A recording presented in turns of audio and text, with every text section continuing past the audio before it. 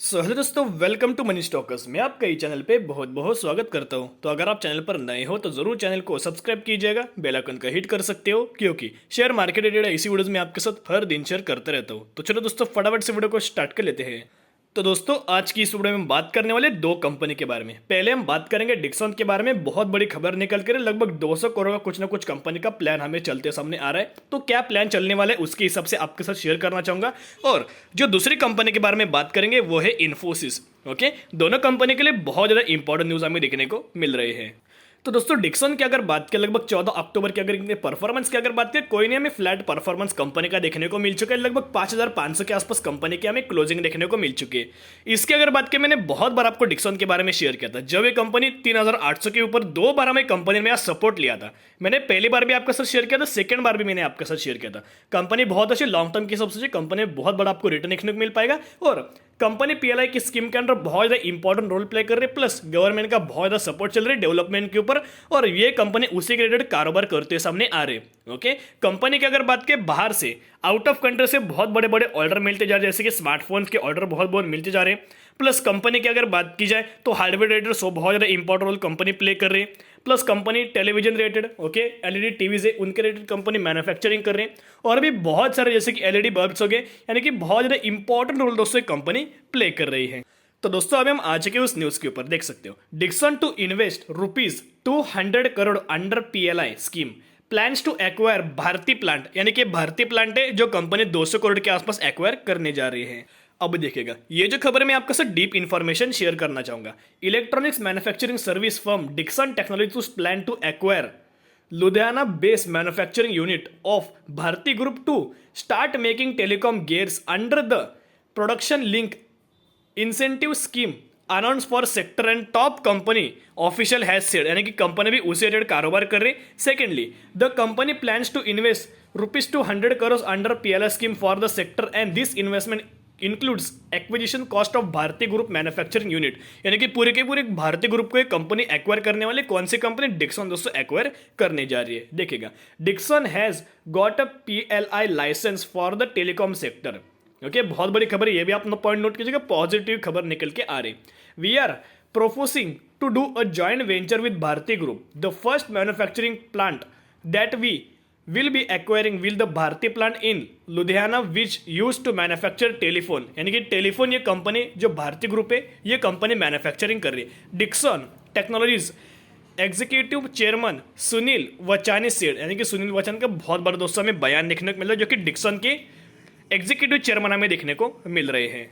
तो दोस्तों, डिक्सन की अगर बात करें, स्मार्टफोन कंपनी मैन्युफैक्चरिंग कर रहे हैं या फिर मोबाइल फोन्स कंपनी मैन्युफैक्चरिंग कर रहे हैं, और ये कंपनी टेलीफोन भी हमें मैन्युफैक्चर हमें होते सामने आ जाए। अगर ये डील हो जाती है तो 100% एक कंपनी टेलीफोन जो कंपनी मैन्युफैक्चरिंग करने वाली है। अभी बहुत सारे लोगों को सवाल होता है कि कंपनी बहुत ज़्यादा भी हायर पॉइंट के ऊपर चल रही है, तो क्या कंपनी में फ्रेश बाइंग करनी चाहिए? बहुत सारे लोगों का एक क्वेश्चन निकल के आता है। देखिएगा, कंपनी का जो आरएसएन इंडेक्स निकल के आ रहा है 86 के आसपास निकल के आ रही है। कंपनी अभी भी हाईली ओवरबॉट जोन के आसपास हमें चलते हुए सामने आ रही है।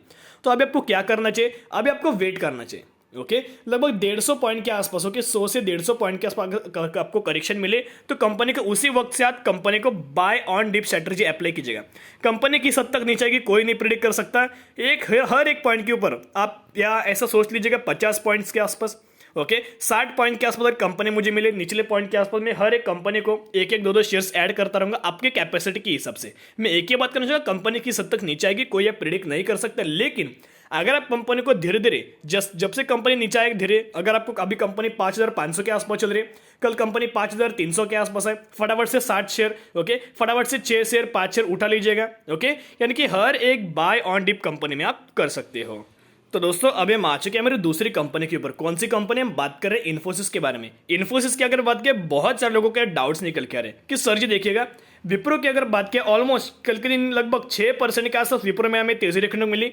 विप्रो की अगर क्वार्टर ऑन क्वार्टर प्रॉफिट्स की अगर बात किया या फिर क्वार्टर ऑन क्वार्टर परफॉर्मेंस की अगर बात किया तो हमें डाउन देखने को मिली, और ईयर ऑन बेसिस हमें जंप देखने को मिली। लेकिन सिमिलर वे में, अपोजिट में इन्फोसिस की अगर बात की जाए तो quarter on quarter basis plus year on year basis हमें दोनों तरफ से अच्छे खासे मात्रा में जंप देखने को मिले। फिर भी सर हमें विप्रो में तेजी देखने को मिली और इन्फोसिस में आपको तेजी क्यों देखने को नहीं मिली? देखिएगा, तो दोस्तों आपको याद है यही वो कंपनी जो मैंने आपको लगभग 1250 के आसपास शेयर की थी, और जब कंपनी 1300 के आसपास तभी मैंने आपके साथ शेयर किया था। हर एक लेवल के ऊपर मैं आपके साथ कंपनी शेयर करता रहता था, और जब कंपनी 1300 के आसपास आई थी तभी हमें बायबैक रिलेटेड कुछ हमें न्यूज देखने को मिला था। बायबैक क्या होता है, कंपनी अगर कंपनी को लगे कि उनका जो अंडर वैल्यू कंपनी का परफॉर्मेंस या फिर कंपनी बहुत ज्यादा सस्ते दाम के आसपास चलते हुए सामने आ रही, तो कंपनी का मैनेजमेंट क्या करता है, बायबैक लाता है। बायबैक में क्या होता है, कंपनी का जो प्राइसिंग है ऊपर हमें जाते हुए सामने आता है, ओके, वो गैप को फुलफिल करता है, लेकिन कंपनी अपने खुद के शेयर से परचेस कर लेती, डेडलाइन कंपनी देती कुछ वक्त के लिए, और कंपनी जो प्राइसिंग भी नोट करती है लगभग 1750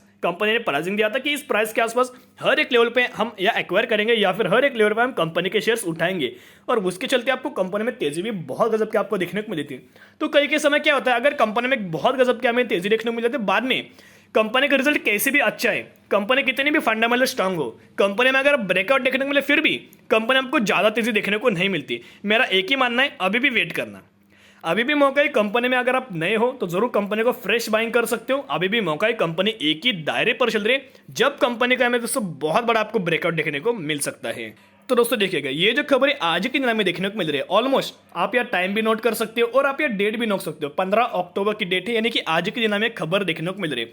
ब्रोकर्स के बहुत बड़े बड़े टारगेट्स हमें देखने को मिल रहे हैं, और ब्रोकर का ये मानना है कि इन्फोसिस के जो टारगेट है 19% उन्होंने दोस्तों बढ़ा लिए। ये भी आप पॉइंट नोट के लगभग देख सकते हो। Brokerage have increase their target price on India second largest software service provider Infosys by as much 19% after September quarter earning. तो देखिएगा कौन कौन से ब्रोकर्स ने कितने कितने टारगेट्स हमें देते हुए सामने आ रहे हैं। जेफरीज की अगर बात की, उन्होंने मेंटेन बाय दिया है एंड रेज द टारगेट, पहले लगभग 1990 दिया था, अभी 2010 हमें यहाँ टारगेट देते हुए सामने आई। ये भी बहुत गजब के हमें टारगेट देखने को मिल रही है। कंपनी की जो प्राइसिंग है 1710 रुपए के आसपास कंपनी चल रही है, और ये जो टारगेट है बहुत ज्यादा दोस्तों हायर हमें देखने को मिल रही है। सिटी की अगर बात की, ब्रोकर्स की अगर बात की, इन्होंने अपने टारगेट या बढ़ा लिए हैं। पहले 1920 थे, अभी 1930 के, कोई हमें ज्यादा टारगेट बढ़ा नहीं है, ओके। डिसेंट मैनर में हमें टारगेट देखने को मिल रहे। HSBC की अगर बात की जाए, पहले उन्होंने टारगेट लगभग 2025 दिया था, अभी 2070 के आसपास टारगेट दे चुके। ये भी बहुत अच्छे खासे टारगेट्स हमें देखने को मिल रहे, बहुत हायर हमें टारगेट देखने को मिल रही। और JP मॉर्गन की अगर बात की जाए, इन्होंने भी टारगेट रेस किया है। 2050 पहला टारगेट था, अभी 2200 के टारगेट, यानी दोस्तों आप सोच भी नहीं सकते, कंपनी 1700 के आसपास चल रही है और ब्रोकर्स ने जो टारगेट है 2200 के आसपास दे दिए, यानी कि बहुत बड़े बड़े दोस्तों हमें टारगेट्स देखने को मिल रहे हैं। तो अभी भी मौका है, कंपनी को बाइंग करके चल सकते हो, क्योंकि कई बार आपको ऐसा होता है जब कंपनी बहुत ज्यादा तेज भाग जाती है, उसके बाद रिजल्ट अच्छा खासे आने के बाद भी, या फिर रिजल्ट बहुत गजब के आने के बाद भी आपको बिल्कुल भी कंपनी में तेजी देखने को नहीं मिलती। ये भी आप पॉइंट नोट कीजिएगा। लेकिन धीरे धीरे जब जब एक हफ्ता चला जाता है, 2 हफ्ते बाद, 3 हफ्ते बाद कंपनी में इतनी गजब की तेजी आती है कि बहुत सारे लोग क्या करते हैं, पेशेंस को के बेच देते हैं, और बाद में आपको कंपनी में तेजी देखने को मिल जाती है। ये आपके साथ भी दोस्तों हुआ होगा। तो दोस्तों अभी हम आ चुके हैं मेरी दूसरी खबर के ऊपर, ओके। हम बात करें इन्फोसिस के बारे में।